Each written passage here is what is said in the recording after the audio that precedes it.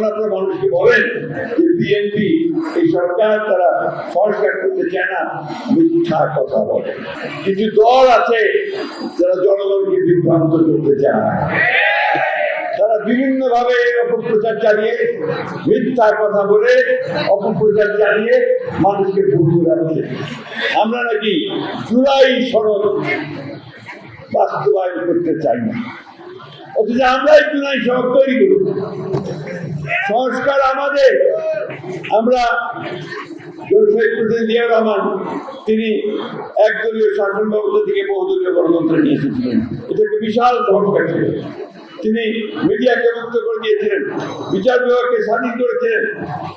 দেশ জনপ্রিয় Begum Khaleda Zia presidential form of government থেকে পার্লামেন্টারি ফর্ম অফ গভর্নমেন্ট নিয়ে এসেছেন। কি ঠিক কথা না ভুল কথা বলেছেন?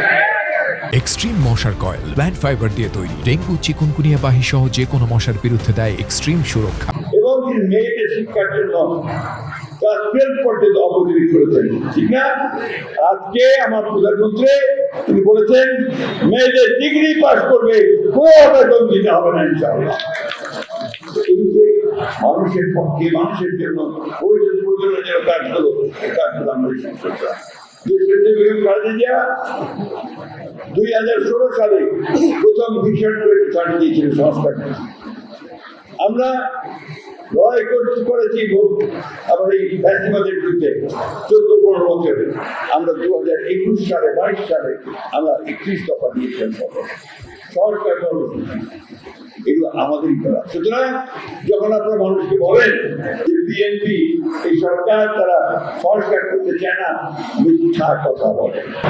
আমরা পরিষ্কার করে বলছি, মিথ্যাচার করবেন না, জনগণ আপনাদেরকে ক্ষমা করবেন।